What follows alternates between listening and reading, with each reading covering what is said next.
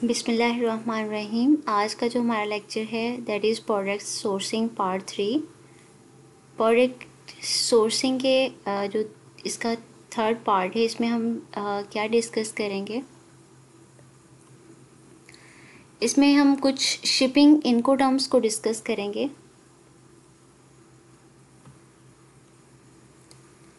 What is shipping incoterms and कौन कौन सी शिपिंग की इनकोटर्म्स है इसको देखेंगे।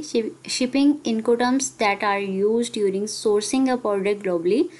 अगर कोई भी प्रोडक्ट हमने ग्लोबली सोर्स करवानी है तो उसके लिए कुछ इनकोटर्म्स होती हैं, that is called shipping incoterms that is used in shipping. Popular 3 methods of shipping, इसके 3 मेथड हैं। That is first is EX work, XW भी इसको बोलते हैं, XW एक्स वर्क यानी कि इसका नाम है। और इसके अलावा FOB है, free on board, DDP deliver duty paid. ये इसकी 3 जो हैं शिपिंग इनकोटर्म्स हैं जिसको हम नेक्स्ट डिस्कस करते हैं कि XW क्या है, FOB क्या है और DDP क्या है। और इसके अलावा उससे पहले हम थोड़ा सा डिस्कस कर लेते हैं कि एयर शिपमेंट अगर हम लेते हैं, यानी कि बाय एयर अगर हम कोई शिपिंग करते हैं अपनी प्रोडक्ट्स को, तो इसके लिए कितने डेज़ लगेंगे। इससे 4 से 14 दिन लगेंगे और इसका शिपमेंट रेट हाई होता है अगर हम बाय एयर कोई भी प्रोडक्ट्स को मंगवाते हैं, शिप करवाते हैं, ठीक है। लेकिन अगर हम बाय ओशन करते हैं लाइक सी के ज़रिए, तो इससे 30 से 35 दिन तो लग जाते हैं, लेकिन इसकी शिपमेंट जो प्राइस होती है वो कम होती है। नाउ वो डिस्कस अबाउट XW। जब कोई भी प्रोडक्ट्स या कोई गुड्स जो है उसको बॉट और सोल्ड ख़रीदा जाता है, XW it means that the seller is making the goods available at there factory और द वेयर हाउस, ठीक है। तो इसका ये मतलब होता है XW में कि वो जो सेलर्स हैं या फिर कोई मैन्युफैक्चरर वगैरह है, वो अपनी जो प्रोडक्ट बनाएगा या गुड्स बनाएगा, जो गोदाम या माल तैयार करेगा, वो सिर्फ उसकी फैक्ट्री तक रहेगा, ठीक है। वो वहाँ पे उसकी जो रिस्पॉन्सिबिलिटी होती है यहाँ पे सेलर्स की, उसने जस्ट माल तैयार करवाना होता है, ठीक है। अब और माल तैयार करके अपनी फैक्ट्री में अपना उसका जो वेयर हाउस है वहाँ पे उसने गोदाम में उसको रख देना होता है। यहाँ तक उसकी ड्यूटी है XW अगर इनको टर्म्स हम यूज़ करते हैं। The buyer is then free to come and pick up the goods, और जो ख़रीदने वाला होता है देन वो आएगा और आके उसको पिक कर लेगा।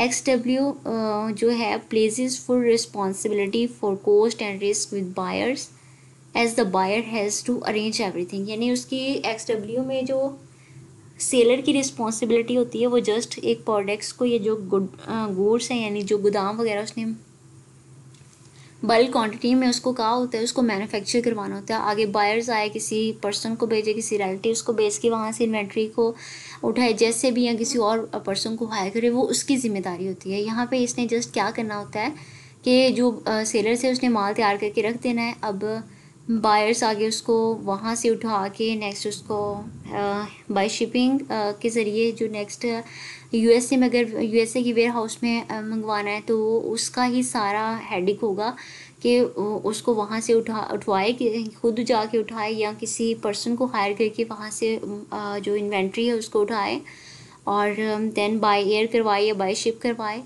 तो फिर उसके बाद जब USA में आएगी तो वो वहाँ से उसको पिक करके खुद अमेज़ोन के वेयर हाउस में रखवाए, या फिर वहाँ से भी कोई पर्सन हायर करता है।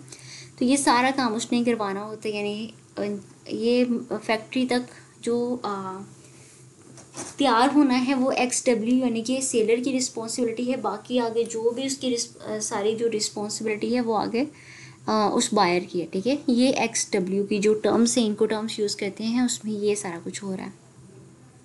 लेकिन अगर हम FOB में जाते हैं, कि अगर हम इनको टर्म्स FOB यूज़ करते हैं, तो FOB एक शिपिंग टर्म है that stand for free on board if a shipment is design FOB।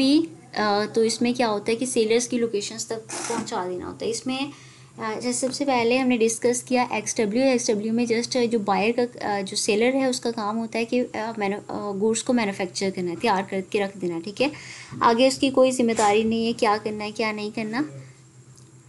Next जो है वो बायर्स की रिस्पॉन्सिबिलिटी है, वो क्या करता है, कहाँ लेके जाता है उसको, और वो सारा उसका यानी कि काम होगा।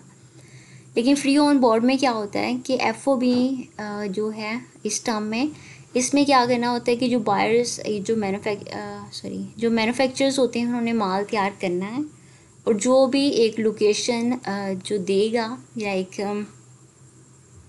चाइना में अगर कोई माल तैयार कर रहा है एफओबी के ज़रिए, तो वो चाइना से मैन्युफैक्चर करके चाइना के जो पोर्ट है वहाँ तक उसको पहुँचाना उसकी ज़िम्मेदारी होती है। यानी कि इतनी जो है उसकी ज़िम्मेदारी है एफओबी में, फ्री ऑन बोर्ड, ठीक है। जो बाकी वहाँ से उसके पोर्ट से नेक्स्ट जो है वो सारा प्रोसीजर बायर खुद करवाएगा। कोई पर्सन हायर करे या खुद करे वो उसकी आगे सारी रिस्पॉन्सिबिलिटी होगी। लेकिन अब एक्सडब्ल्यू में जस्ट उसने मैन्युफैक्चर करवाना है, फ्री ऑन बोर्ड में उसने सेलर्स की लोकेशन तक पहुंचा देना है, ठीक है। वो कोई भी shipment of the goods, then as soon as the shipment of the good leaves the seller's warehouse, the seller record the sale as complete। तो सेलर रिकॉर्ड में ये होता है कि जब बस उसने वहाँ से उठाया और जहाँ जिस लोकेशन तक बायर ने कहा है उस तक पहुँचा दिया, तो इसका मतलब सेल कंप्लीट है, अब उसका काम ख़त्म हो गया, ठीक है। The buyer owns the product in routes to its warehouse in must pay any delivery charge. तो बायर जो है वो उस प्रोडक्ट को खुद उठाएगा, और यानी कि या फिर किसी को क्या है कि उसको आगे की रिस्पॉन्सिबिलिटी उसकी होगी, ठीक है, बायर्स की, ख़रीदने वाले की, यानी हमारी खुद की, अगर हम एफओबी की टर्म्स को यूज़ करते हैं।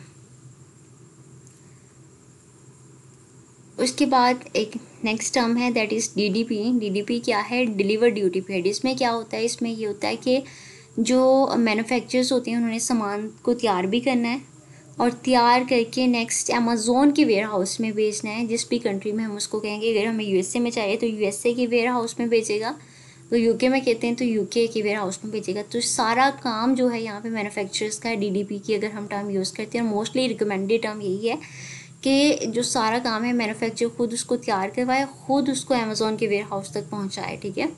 उसमें हमने इंस्पेक्शन करवा लेनी होती है किसी पर्सन को हायर करके, लेकिन इसमें हमें कोई हेडेक नहीं लेनी पड़ती। हमें नहीं होता कि यहाँ जो हमारी इन्वेंट्री है वो यहाँ तक आएगी, नेक्स्ट हमें हेडेक है कि हमने यहाँ से उठवा के वहाँ पे उसको रखवाना है, या अमेज़ोन के वेयर हाउस में कैसे बेचना है, किसको हायर करेंगे। तो ये सारा हमें हेडेक से हम बच जाते हैं। डिलीवर ड्यूटी पेड में is a deliver agreement whereby the seller assumes all the responsibility for transporting the goods until, यानी कहाँ पे उसने लोड करवानी है, कैसे उसने शिपिंग करवानी है, और जब यूएसए में पहुँच जाएगी उसके अमेज़ोन के वेयर हाउस में उसकी डेजिनेशन तक कैसे उसको पहुँचानी है। इट इज़ एन इनकोटर्म और a standardised contract for the international shipment. और ये इंटरनेशनल शिपमेंट के लिए बहुत बेस्ट है, और मोस्टली यूजर्स को यूज़ करती हैं। और ये एक स्टैंडर्डाइज्ड कॉन्ट्रैक्ट है, यानी इसमें ये हमें किसी चीज़ की परेशानी का सामना नहीं करना पड़ता है, बार बार कोई पर्सन नहीं हायर करना पड़ता कि अब यहाँ तक काम हो गया, नेक्स्ट फिर कोई पर्सन हायर करो वहाँ तक। ये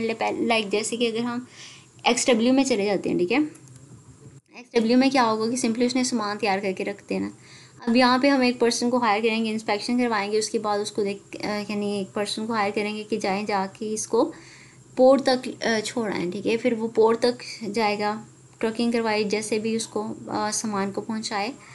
फिर जब वहाँ तक पहुँचेगा, फिर वहाँ से हम शिपिंग या बायर के ज़रिए यूएसए में मंगवाएंगे। फिर यूएसए से नेक्स्ट हम खुद करें, या फिर वहाँ से भी कोई पर्सन हायर करके अमेज़ोन के वेयर हाउस तक वो सामान पहुँचाएँ। तो इसमें हमें बहुत ज़्यादा पर्सनस को भी हायर करना पड़ता है, हेडेक बहुत ज़्यादा है। तो फ्री ऑन बोर्ड में तो एक डेजिग्नेशन तक, लाइक उसने पोर्ट तक पहुँचा दिया, वहाँ पोर्ट से नेक्स्ट हम पर्सन हायर करेंगे, वो एयर और शिप के ज़रिए जैसे भी हम उसको कहेंगे बाई सी, तो वो हमें शिप करवा देगा। तो फिर यूएसए में पहुँच जाएगा, फिर यूएसए से हम खुद उठाएंगे या फिर कोई पर्सन हायर करेंगे। तो फिर इसमें भी हमें हेडेक होती है, लेकिन इतनी ज़्यादा नहीं होती जितनी एक्सडब्ल्यू में होती है।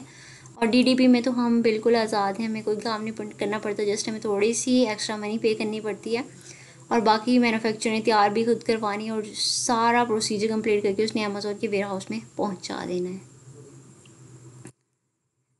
तो हम जो मोस्टली है लोग भी इसको रिकमेंडेड करते हैं, और हम जो टर्म यूज़ करते हैं ये इनको टर्म यूज़ करते हैं, दैट इज़ डीडीपी, और डीडीपी में ही हम मोस्टली जाते हैं। और ये थी इनको टर्म्स जो हमने डिस्कस की during the shipping that is used.